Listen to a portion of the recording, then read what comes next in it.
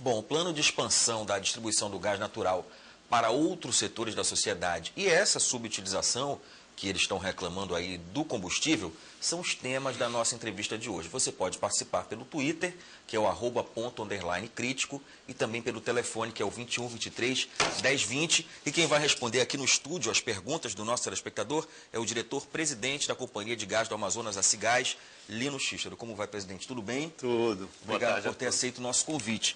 Eu acho que primeiro a gente tem que esclarecer qual é o papel da Cigás, né? Porque nós temos o gasoduto, nós temos a Petrobras envolvida na história, nós temos os postos de gasolina. Então, qual é a finalidade da Cigás e o que ela faz efetivamente?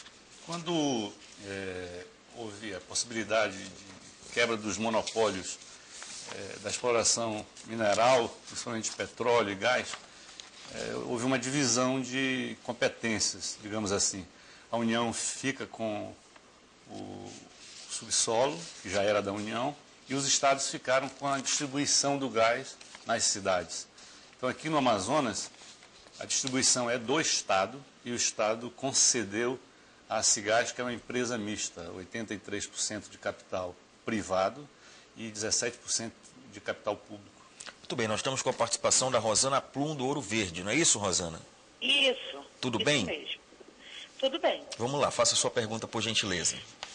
Há um tempo atrás, antes do gás chegar em Manaus, o meu esposo disse o seguinte para mim, que quando ele chegasse aqui, as coisas iam ficar mais baratas, principalmente o gás de cozinha, porque eu sou dona de casa.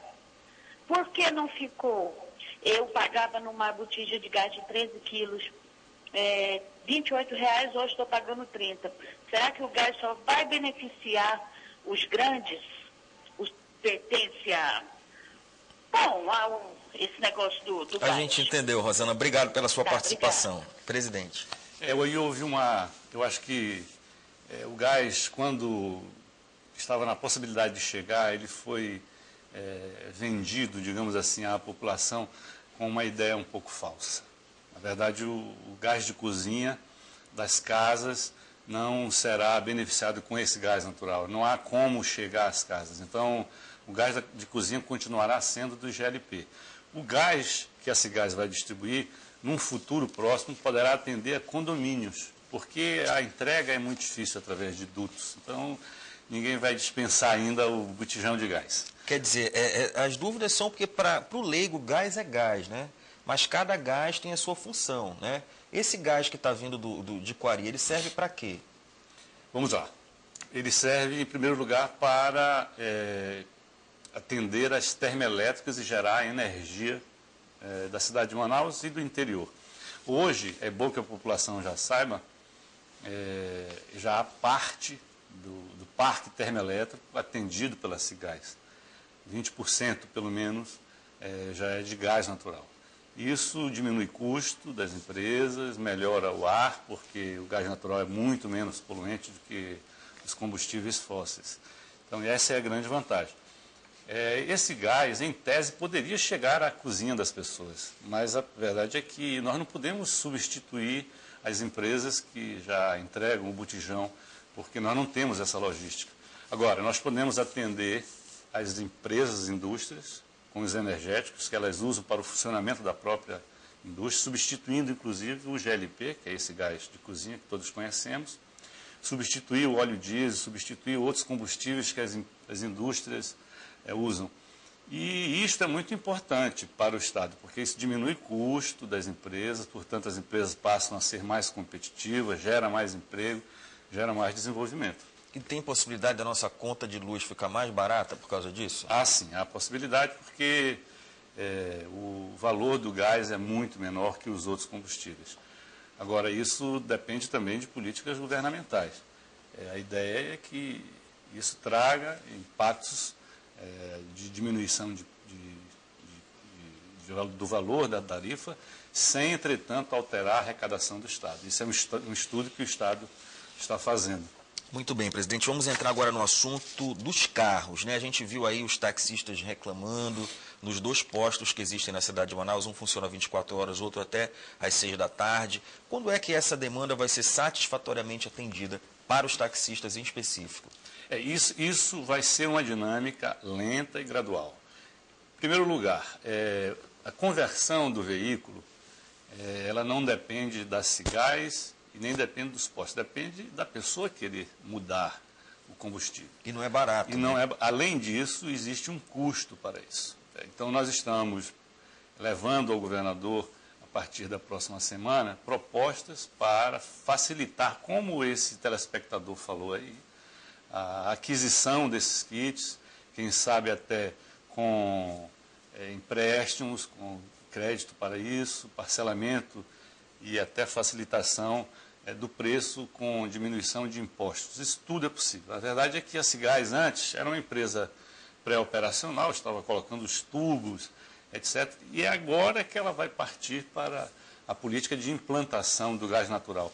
Mas isso tudo é possível, mas feito com muita responsabilidade.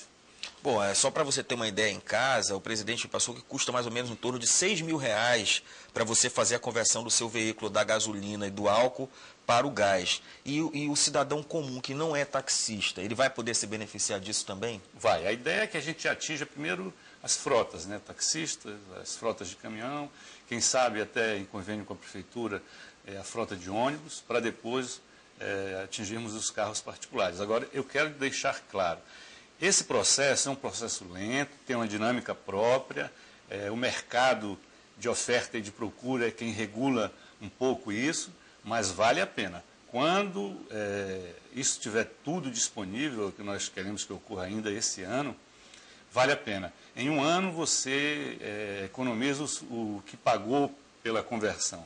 E daí em diante há uma economia substancial para o orçamento familiar. Bom, outra questão que preocupa a população é a questão dos riscos, né? Porque parece que no gás tem uma substância justamente para dar odor ao gás, porque o gás não tem odor nenhum. Então, para a gente saber que o gás está escapando, é colocado aquele mau cheiro no gás, para que a gente possa saber que está acontecendo algum acidente. E recentemente aconteceu um vazamento na termoelétrica de Mauá, não é isso? Isso. Qual a providência que foi tomada? Porque muitas pessoas sentiram o cheiro no ar, né? Esse odor que se coloca, ele é muito potente. Ele rapidamente se espalha no ar, né?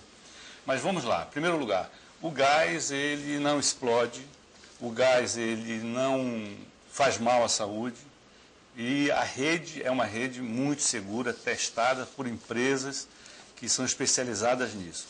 É claro, pequenos acidentes podem ocorrer, vazamentos, mas esse cheiro não é o cheiro do gás, porque o gás, inclusive, não tem cheiro. Esse cheiro é colocado exatamente para alertar a empresa de que está havendo vazamento, para ela cuidar de reparar. Tanto que foi reparado imediatamente após esse alerta. Então, a população fique tranquila em relação à segurança, principalmente em relação a essa possibilidade de explosão que as pessoas pensam que pode haver e não há. Presidente, para a gente encerrar, as pessoas ligaram, mandaram mensagens pelo Twitter e, na verdade, o que elas querem saber, a gente pode dar uma resposta final para essa entrevista, qual é o maior benefício que a população do estado do Amazonas vai ter com o gás natural, já que diretamente, chegando nas nossas casas, isso de fato não vai ser possível? Para o Amazonas, o Brasil, a humanidade, em primeiro lugar, acho que essa questão ambiental, né? O gás ele é muito pouco poluente e isso ajuda na agenda climática.